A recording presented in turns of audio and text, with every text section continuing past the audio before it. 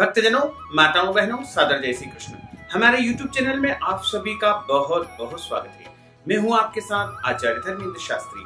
आज हम आपको हरियाली तीज के विषय में बताने जा रहे हैं। श्रावण माह के शुक्ल पक्ष की तृतीया तिथि को हरियाली तीज मनाई जाती है। इस बार हरियाली तीज का महापर्व 23 जुलाई 2020 यानी गुरुवार को रहेगा और इस दिन सभी सौभाग्यवती महिलाएं तथा कुंवारी कन्याएं और अन्य सभी महिलाएं व्रत रख करके भगवान भोलेनाथ माता पार्वती का विशेष पूजन अर्चन करेंगी। सौभाग्यवती महिलाएं अपने पति की लंबी आयु के लिए हरियाली तीज का व्रत करती है।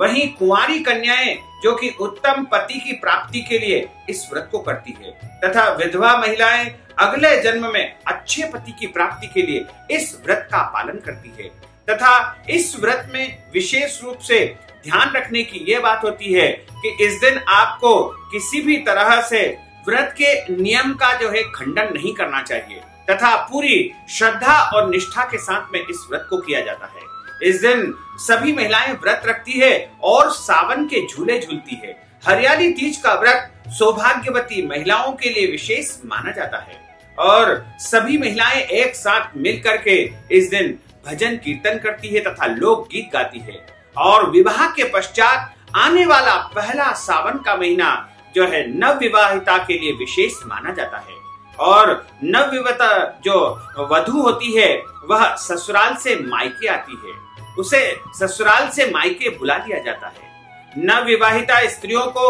उनके ससुराल पक्ष की ओर से सिंदूरा भिजवाया जाता है यानी सौभाग्य की सामग्री भिजवाई जाती है जिसमें वस्त्र, आभूषण, श्रृंगार का सामान, मिठाई इत्यादि सामान भेजा जाता है और पूरे दिन व्रत रख करके अगले दिन इस व्रत का पारणा करती है यानी व्रत को खोलती है।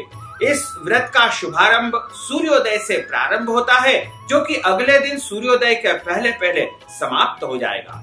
यानी इस व्रत का जो शुभ मुहूर्त रहेगा श्रावण माह की तृतीया तिथि जो प्रारंभ होगी वो 22 जुलाई की शाम को 7:24 से प्रारंभ हो रही है तथा श्रावण माह की जो तृतीया तिथि का समापन होगा वो 23 जुलाई की शाम को 5:04 पर तृतीया तिथि समाप्त हो जाएगी। तो आपको यदि इस तृतीया का व्रत करना है तो आपको 23 जुलाई को करना है। इसे स्वर्णा गौरी तृतीया भी कहा जाता है, हरियाली तीज भी कहा जाता है। इसके अलावा कज्जली तीज के रूप में भी इसे मनाया जाता है और इस दिन सूर्योदय से व्रत प्रारंभ हो जाएगा तथा अगले दिन सूर्योदय के पहले यह व्रत समाप्त हो जाएगा। तो जो भी महिलाएं व्रत करेगी वो सूर्योदय के पहले पहले अपनी सास के द्वारा या अपनी माता के द्वारा मिठाई, सौभाग्य की सामग्री प्राप्त करेगी और आशीर्वाद स्वरूप वह सामग्री स्वयं ग्रहण करेगी और उसके बाद यह व्रत प्रारंभ होगा। तो जो महिलाएं व्रत करती है उनको प्रातः काल ब्रह्म मुहूर्त में उठना चाहिए तथा शुद्ध जल से स्नान करना चाहिए। गंगा जल से, तीर्थ जल से और तिल के जल से स्नान करना शुभ माना जाता है तथा सूर्योदय जब हो उस समय संकल्प धारण किया जाता है। हाथ में जल लेकर के और बिल्व पत्र, अक्षत, पुष्प, सुपारी रख करके संकल्प किया जाता है। यदि आपके पास ये सारी सामग्री उपलब्ध नहीं है तो आप केवल अक्षत यानी चावल और जल लेकर के संकल्प करें और कहे कि आज श्रावण माह के शुक्ल पक्ष की तृतीया तिथि है जिसे हरियाली तीज कहा जाएगा और आज मैं हरियाली तीज का व्रत करने जा रही हूँ तथा मेरा सौभाग्य अखंड रहे और आपके मन में जो भी कामना है, जो भी इच्छा है वह आप बोले तथा भगवान भोलेनाथ तथा माता पार्वती के सामने वह संकल्प आप अर्पण कर दें। इसके बाद आप पूरे दिन व्रत करें। घर की अच्छी प्रकार से साफ सफाई करके घर को तोरण मंडप से सजाना चाहिए और मिट्टी या फिर बालू रेती से शिवलिंग और माता पार्वती तथा गणेश जी की प्रतिमा का निर्माण किया जाता है और एक चौकी के ऊपर केले का पत्ता बिछा करके उसके ऊपर बालू रेती या आपने मिट्टी के जो शिवलिंग तथा माता पार्वती और गणेश जी बनाए हैं उनकी स्थापना की जाती है। उसके बाद तीनों देवताओं का आवाहन किया जाता है। आवाहन का अर्थ होता है उनको आमंत्रित करना यानी उनको बुलाना। उसके पश्चात उनका पूजन किया जाता है और हरियाली तीज के दिन भी रात्रि का जागरण भी किया जाता है। रात में भजन कीर्तन किया जाता है। सभी महिलाएं एक साथ मिलकर के इस व्रत का पालन करती है। और इस दिन सबसे खास बात यह है कि जो सौभाग्यवती महिलाएं होती है या अन्य जो भी महिलाएं होती है, उनको इस दिन हरी वस्तु का उपयोग करना चाहिए। जैसे हरी चूड़ियां पहनना चाहिए, हरे वस्त्र धारण करना चाहिए और हरी बिंदी लगाना चाहिए। इसके अलावा मेहंदी भी अनिवार्य रूप से लगाना चाहिए तथा महावर भी लगाना चाहिए। यानी कुल मिलाकर के हरी वस्तु का उपयोग करना इस दिन सौभाग्यदायक माना जाता है। कुंवारी कन्याएं भी इसी प्रकार हरी वस्तु का उपयोग करें और अन्य महिलाएं भी हरी वस्तु का इस दिन उपयोग करेगी तो उनके जीवन का दुर्भाग्य समाप्त हो जाएगा तथा उनका सौभाग्य निरंतर वृद्धि को प्राप्त करेगा और उनकी पति की लंबी आयु हो जाएगी। और हरियाली तीज पर माता पार्वती तथा भगवान शंकर जी का विशेष पूजन अर्चन किया जाता है और दाम्पत्य जीवन की कामना की जाती है। तीज न सिर्फ सुखी दाम्पत्य जीवन की कामना का पर्व है, बल्कि पूरे परिवार के सुखमय जीवन की कामना का पर्व है।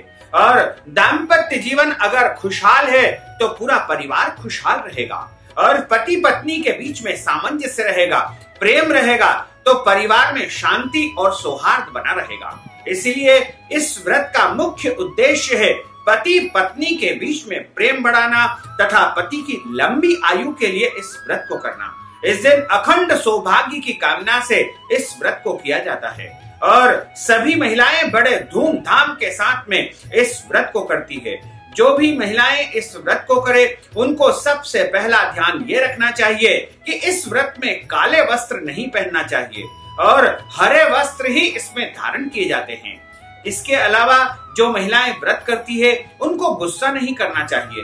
विशेष तौर से अपने घर के बड़े बुजुर्गों का अपमान नहीं करना चाहिए, उनसे लड़ाई झगड़ा या वाद विवाद नहीं करना चाहिए तथा इस दिन शरीर के अंगों के बाल नहीं कटवाना चाहिए। और इस दिन जो व्रत करती है उनको अपने पति के साथ प्रेम पूर्वक व्यवहार करना चाहिए तथा इस दिन महिलाओं को ध्यान रखना चाहिए कि निर्जला व्रत इस दिन करना होगा, यानी बिना जल के इस व्रत का पालन करना होगा।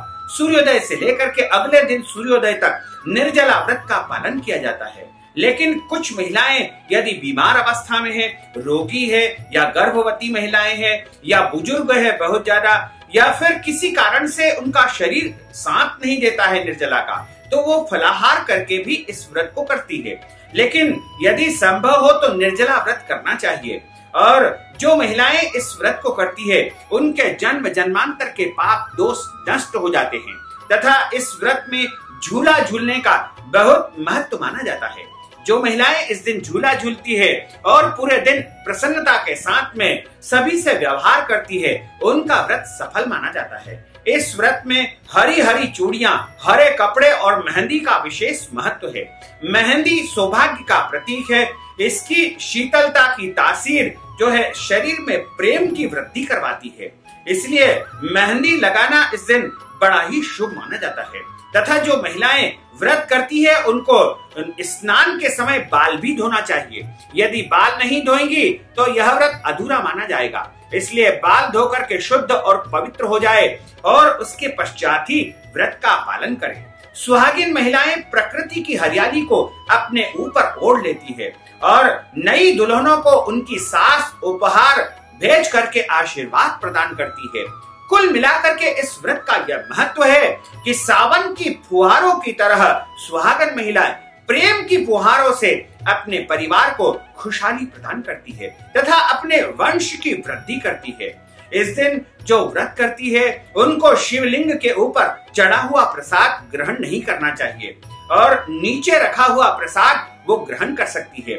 इसके अलावा सौभाग्यवती महिलाएं इस दिन मांग में सिंदूर अनिवार्य रूप से लगाएं तथा मस्तक पर टीकी भी लगाएं, हाथ में चूड़ियां पहने और मंगल सूत्र भी धारण करें तथा पांव में महावर, बिछिया और पायल भी धारण करें, हाथ में चूड़ी भी पहने। इसके अलावा जितने भी श्रृंगार होते हैं वह सौभाग्यवती महिलाओं को धारण करना चाहिए। खास तौर से ध्यान रखना चाहिए कि आपका मंगलसूत्र या आपकी चूड़ियां या आपका कोई भी आभूषण टूटा फूटा नहीं होना चाहिए, क्योंकि इस दिन माता पार्वती और भोलेनाथ आपको अखंड सौभाग्य का वरदान प्रदान करेंगे। इसलिए आप यदि 16 श्रृंगार करके उनका पूजन अर्चन करेंगे, उनकी आराधना करेंगे तथा उनकी कथा का श्रवण करेंगे तो निश्चय ही आपको अखंड सौभाग्य का वरदान उनके माध्यम से प्राप्त होगा। तथा जो महिलाएं इस दिन व्रत करती है उनको ब्रह्मचर्य व्रत का पालन करना चाहिए और इस व्रत वाले दिन बिल्व पत्र नहीं तोड़ना चाहिए, क्योंकि बिल्व पत्र भगवान शिव का रूप माना जाता है। यदि आप इस दिन बिल्व पत्र पूजा में उपयोग करें तो एक दिन पहले ही आपको बिल्व पत्र तोड़ करके रख लेना चाहिए। तथा हरियाली तीज के दिन किसी भी व्यक्ति को पेड़ पौधे बिल्कुल नहीं काटना चाहिए, यानी पेड़ पौधे की डाली भी इस दिन नहीं तोड़ना चाहिए। पूजा के लिए आप पुष्प तोड़ सकते हैं, लेकिन पेड़ पौधे काटना इस दिन बहुत ही अशुभ माना जाता है। हरियाली तीज वृक्षारोपण का भी एक पर्व होता है। इस दिन वृक्ष लगाना बहुत ही ज्यादा सौभाग्यदायी माना जाएगा। इसके अलावा इस दिन नारियल भगवान शंकर जी के सामने फोड़ना नहीं चाहिए। नारियल चढ़ाना अवश्य चाहिए, लेकिन फोड़ना इस दिन वर्जित माना जाता है, क्योंकि नारियल भगवान भोलेनाथ को पूरा का पूरा ही चढ़ता है। साथ ही इस दिन आपको ये भी ध्यान रखना है कि किसी भी गरीब व्यक्ति का दिल नहीं दुखाना चाहिए और इस दिन अन्न दान कर सकते हैं, वस्त्र का दान कर सकते हैं तथा आप यदि फलाहार कर सकते हैं तो आप फलाहार के रूप में फल या दूध से बनी वस्तुओं का ही सेवन करें। अन्य फलाहारी वस्तु का भी आप सेवन कर सकते हैं, लेकिन ध्यान रखें कि इस दिन जो व्रत करे उनको अन्न का सेवन बिल्कुल नहीं करना चाहिए। वैसे तो इस व्रत का पालन निर्जला और निराहार ही किया जाता है, लेकिन कुछ महिलाएं यदि निर्जला निराहार नहीं कर पाती है तो वो फलाहार करके भी इस व्रत का पालन कर सकती है। तथा यह व्रत बड़ा ही पुण्यदायी है और इसमें शाम के समय पूजन करने का विशेष महत्व है। यदि आप पूरी रात्रि जागरण करते हैं तो आप 4 प्रहर की पूजा भी इसमें कर सकते हैं, यानी शाम को 6 बजे से लेकर के 9 बजे के मध्य पहला प्रहर रहेगा। उसके पश्चात रात को 9 बजे से लेकर के 12 बजे के मध्य दूसरा प्रहर होगा और उसके बाद रात्रि 12 बजे से लेकर के 3 बजे तक तीसरा प्रहर होगा और अगले दिन सुबह 3 बजे से लेकर के 6 बजे के मध्य चौथा प्रहर होगा। और इस व्रत में सौभाग्य की वस्तुएं दान करने का भी महत्व होता है। इस दिन मंदिर में या ब्राह्मण को जो है सौभाग्य की वस्तुएं दान करना चाहिए तथा इस व्रत की कथा भी अनिवार्य रूप से सुनना चाहिए। यदि कोई महिलाएं किसी कारणवश व्रत नहीं रख पाती है तो मासिक धर्म में है तो उनको तो व्रत रखना चाहिए, लेकिन पूजा नहीं करना चाहिए। लेकिन जो महिलाएं किसी कारण से व्रत नहीं रख पाती है उनको इस व्रत की कथा अनिवार्य रूप से सुनना चाहिए, क्योंकि व्रत की कथा सुनने से भी व्रत का संपूर्ण फल आपको प्राप्त हो पाएगा। और इस व्रत में जब आप सूर्योदय के पहले इस व्रत का प्रारंभ करें तो उसके पहले सास के द्वारा या माता के द्वारा जो भी वस्तु आपको आशीर्वाद स्वरूप प्राप्त होती है उसका ग्रहण करना चाहिए, यानी फल, मिठाई और सौभाग्य की वस्तुएं धारण इस दिन की जाती है। तथा यह व्रत बड़ा ही पुण्यदायी है। वैसे तो भाद्रपद मास के शुक्ल पक्ष में जो हरतालिका तीज आती है वह व्रत और यह व्रत एक समान ही लगभग माना जाता है और इस व्रत की कथा और हरतालिका तीज की कथा भी प्रायः एक समान ही होती है।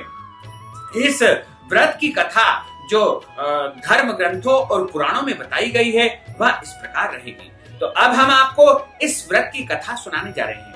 बोलिए भोले शंकर भगवान की जय, पार्वती माता की जय, काशी विश्वनाथ भगवान की जय, महाकाल राजा की जय, नमः पार्वती पते हर हर महादेव हर, मृत्युंजय महारुद्र त्राहि मां शरणागतम्, जन्म मृत्यु जरा व्याधि पीडितम् कर्म बंधनैः, अवंतिकायां विहितावतारा मुक्ति प्रदानाय च सज्जिदाना, अकाल मृत्यु परिरक्षणार्थम वंदे महाकाल महासुरेशम, वंदे महाकाल महासुरेशम।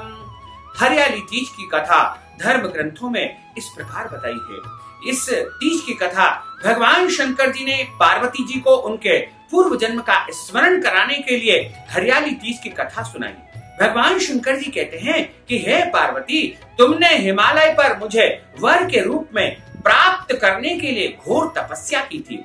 अन्न जल का त्याग करके तुमने पत्ते खाए थे, सर्दी गर्मी बरसात में कष्ट का सहन किया था। तुम्हारे पिता बहुत दुखी थे और एक समय नारद जी का तुम्हारे पिता के घर में आगमन हुआ और नारद जी तुम्हारे पिता से कहते हैं कि मैं भगवान विष्णु जी के आदेशानुसार आपके यहाँ पर आया हूँ और आपकी कन्या से प्रसन्न होकर के भगवान विष्णु जी विवाह करना चाहते हैं। आप अपनी इच्छा को प्रकट कर दीजिए। पर्वतराज हिमालय प्रसन्नता से तुम्हारा विवाह भगवान विष्णु जी के साथ करने के लिए तैयार हो गए। तुम्हारे पिता जब भगवान विष्णु जी के साथ तुम्हारा विवाह करने के लिए तैयार हो गए तो नारद जी ने तुरंत जाकर के वैकुंठ में भगवान विष्णु जी को यह समाचार सुनाया कि हिमालय अपनी पुत्री के साथ आपका विवाह करना चाहते हैं। तब तुम्हें पता चला और इस बात का बड़ा दुख हुआ। तुम मुझे मन ही मन अपना पति मान चुकी थी। तुमने अपने मन की बात अपनी सहेली को बताई। सहेली ने तुम्हें ऐसे घोर वन में जाकर के छिपा दिया जहां तुम्हारे पिता नहीं पहुंच सकते थे। वहां पर जाकर के तुमने घोर तपस्या करना आरंभ कर दिया। तुम्हारे पिता बड़े चिंतित हो गए और उन्होंने चारों तरफ तुम्हारी खोज करना प्रारंभ कर दिया और विचार करने लगे कि मैंने तो नारद जी को वचन दिया है कि विष्णु भगवान के साथ अपनी कन्या का विवाह कर दूंगा, लेकिन जब भगवान विष्णु मेरे घर बारात लेकर के आएंगे और मेरी कन्या नहीं रहेगी तो बारात खाली लौटेगी तो भगवान का अपमान होगा और यह मैं सहन नहीं कर पाऊंगा। तो हिमालय इस बात से बड़े चिंतित हो गए। भगवान शंकर जी माता पार्वती से कहते हैं कि तुम्हारे पिता ने तुम्हारी खोज में धरती पाताल एक कर दिया, लेकिन कहीं पर भी तुम नहीं मिली। तुम एक गुफा में छिप करके बालू रेती का शिवलिंग बना करके मेरी आराधना करती रही और प्रसन्न होकर के मैंने तुम्हारी मनोकामना को पूर्ण करने का वचन दे दिया। तुम्हारे पिता तुम्हारी खोज करते करते गुफा में पहुंच गए। तुमने बताया कि अधिकांश जीवन भगवान शिव जी को पति रूप में पाने के लिए तुमने तप करके व्यतीत किया है।